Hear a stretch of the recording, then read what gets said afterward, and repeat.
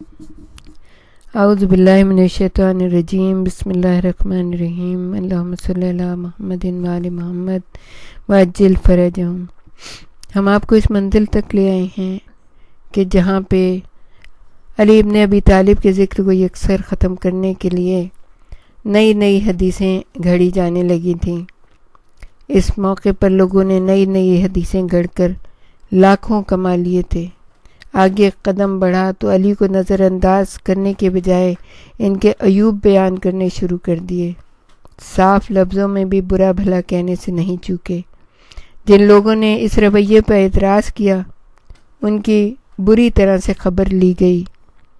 لوگ علی کو ایک ایسا انسان سمجھنے لگے کہ جب ان کی شہادت کی خبر شام میں پہنچی کہ علی محراب عبادت میں شہید کر دیے گئے تو لوگوں کو تعجب ہوا کہ علی اور محراب کا کیا تعلق ہے، علی کا نماز سے کیا تعلق ہے۔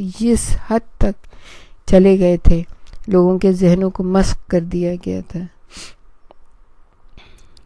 اب آپ دیکھیں کہ ملک گیری کی حوث انسان کو درندہ بنا دیتی ہے۔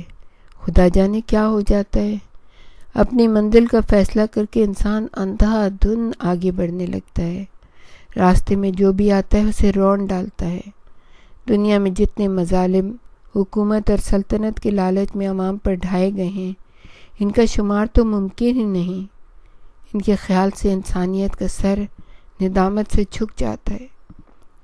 جب ظلم اپنے عروج پر آتا ہے تو کسی میں اس سے ٹکرانے کی ہمت نہیں ہوتی۔ کچھ تو آرام پسندی آڑے آ جاتی ہے۔ لوگ خاموش پستے رہتے ہیں۔ پڑوسی کی گردن مار دی جاتی ہے، گھر جلا دیا جاتا ہے، بچوں کو زندہ آگ میں پھینک دیا جاتا ہے، معصوم لڑکیوں کو ذلیل کیا جاتا ہے، تو لوگ سہم کر اپنے گھر کا دروازہ بند کر کے دبک جاتے ہیں کہ شکر ہے یہ ان پر نہیں بیتی۔ نہ وہ کچھ دیکھنے کی ہمت رکھتے ہیں نہ سننے کی۔ ظالم اور شیر ہوتا چلا جاتا ہے، ایک ایک قدم انتہا کی طرف بڑھاتا چلا جاتا ہے۔ دل آہستہ آہستہ پتھر میں تبدیل ہو جاتا ہے۔ بھیانک ترین ظلم دیکھ کر بھی متاثر نہیں ہوتا، بلکہ ظلم کر کے بھی متاثر نہیں ہوتا، اسے جائز بلکہ اپنے مفاد کے لیے ضروری سمجھتا ہے۔ امیر معاویہ کے زمانے میں زمانہ جاہلیت کی بھولی بسری وحشیانہ سزائیں پھر سے زندہ ہو گئیں۔ اسلام نے جن باتوں اور حرکتوں کی مذمت کی تھی وہ جائز ہو گئیں۔ زندہ انسان کی کھال اتروا کر کڑکڑاتے ہوئے تیل میں جھونک دینا، گدی سے زبان کھچوا لینا، ایک ایک عضو علیحدہ کر کے کئی دن تڑپا کر مارنا، اور یہ مظالم کوئی چھپ کے نہیں کیے جاتے تھے۔ یہ سب مظالم چوراہے پر سب کے سامنے کیے جاتے تاکہ لوگوں کو عبرت ہو اور دل پتھر ہو جائیں، لطیف جذبات کا گلا گھٹ جائے، نفسیاتی طور پر بے حس ہو جائیں، اتنے خوفزدہ ہو جائیں کہ صرف جان بچانے کے لیے خود وحشیانہ حرکتوں پر تیار ہو جائیں، دل ایسے ہو جائیں کہ باپ بیٹے کا ماتم نہ کرے، بھائی کا گلا کاٹ دے، کٹ پتلیوں کی طرح حکم مانے۔ اور یہ سب کچھ آج ہم نے اپنی آنکھوں سے دیکھا۔ ہمارے ہی جو اپنے آپ کو مسلمان کہتے تھے، جو لا الہ الا اللہ کا کلمہ کا جھنڈا اٹھا کے گھوم رہے ہوتے تھے، انہیں اپنے ہی جیسے انسانوں کے ساتھ کیا کیا۔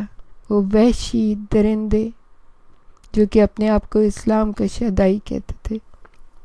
کوفے میں علی کے چاہنے والے بہت تھے، اس لیے سب سے زیادہ ظلم انہی کی جانوں پر ٹوٹے۔ ان میں سر اٹھانے کی سکت نہ رہی، باہر نکلتے خوف آتا تھا، یہاں تک کہ اپنے گھر کے لونڈی غلاموں کے سامنے کھل کر بات کرتے ہوئے ڈرتے تھے کہیں کوئی مخبری نہ کر لے۔ مخبری کا پیشہ بے حد مقبول ہو گیا تھا، جاسوسی بہت مقبول تھی، اس پہ جاسوسی کرنے پہ بڑے بڑے انعامات دیے جاتے تھے۔ جھوٹی سچی ہر اطلاع کی قیمت ملنے لگی۔ مقصد کیا تھا؟ انسان کشی، انسانوں کا قتل عام۔ جھوٹی گواہی پر ظلم ہوتے دیکھ کر لوگ مسحور سے ہو جاتے، عقل گم ہو جاتی تھی، خود اپنے اوپر بھروسہ نہیں رہتا تھا۔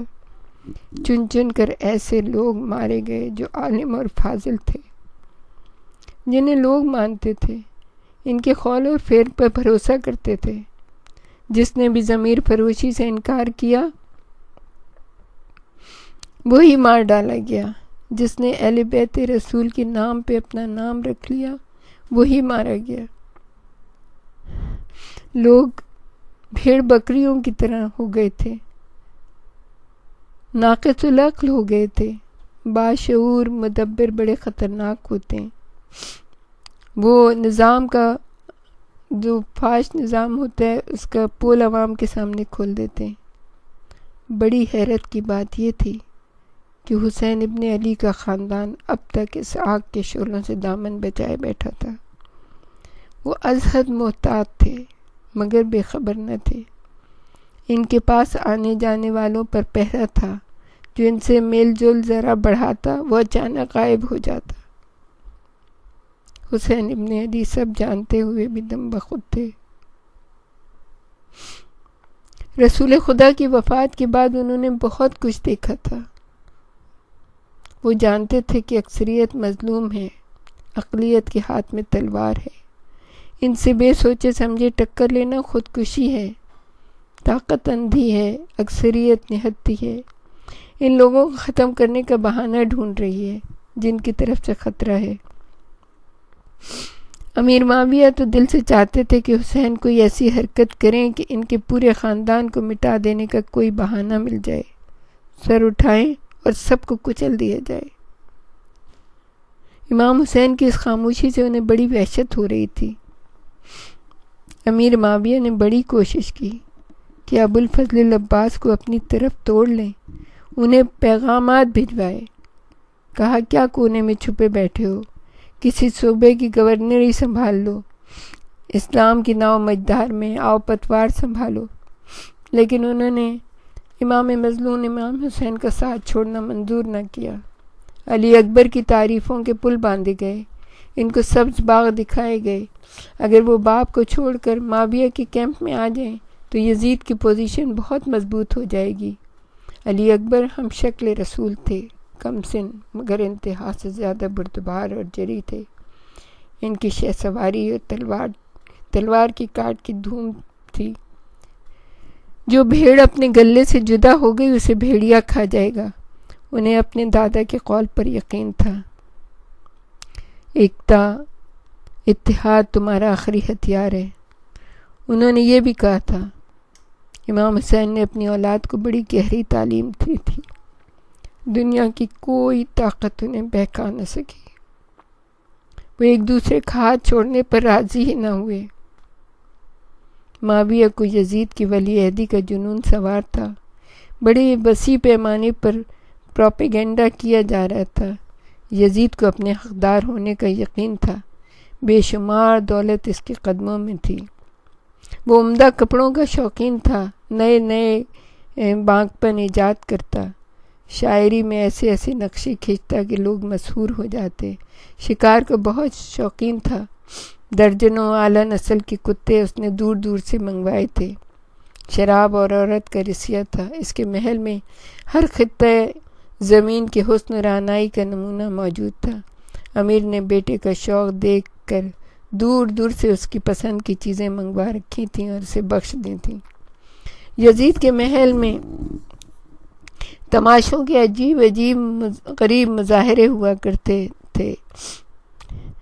محل کے بیچوں بیچ طالبی سنگ مرمر کا ایک تالاب تھا جس کو طرح طرح کی شرابوں سے بھر دیا گیا تھا۔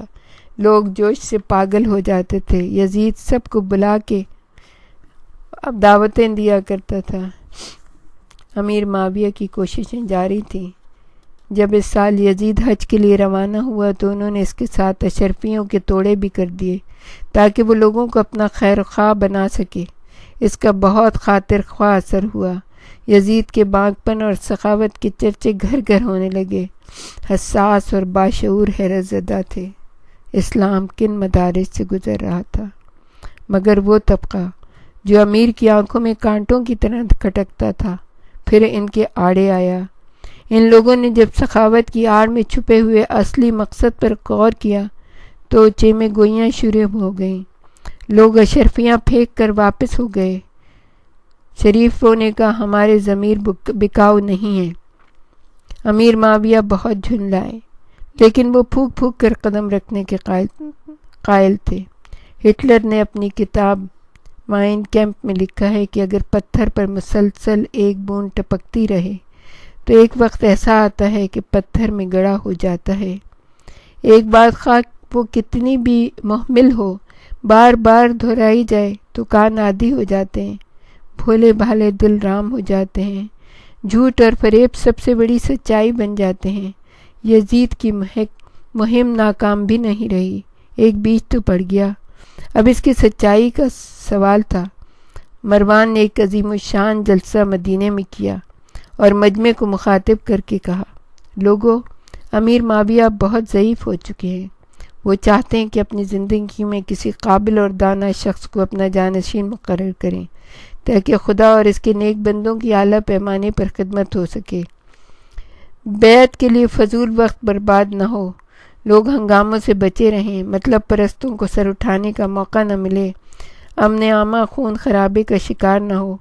ولی عہدی کے لیے کوئی لائق ترین خدا ترس انسان چنا جائے جو انصاف پسند خلفائے راشدین کے نقش قدم پر چل کر اسلام کی عظمت کو دوبالا کر دے۔ ایسا مثالی انسان اس وقت صرف ایک نظر آتا ہے، اور وہ ہے، میرا مطلب یہ ہے، امیر معاویہ کے نیک نہاد فرزند ارجمند یزید ابن معاویہ سے ہے۔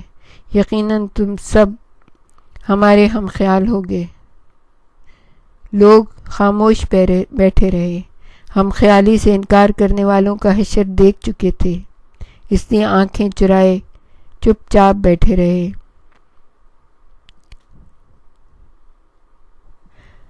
لیکن عبد الرحمن نے کہا، مروان، خدارا دوزخ کی آگ سے ڈر، تو پرلے درجے کا جھوٹا ہے اور تیرا آقا تجھ سے بھی 4 ہاتھ آگے ہے۔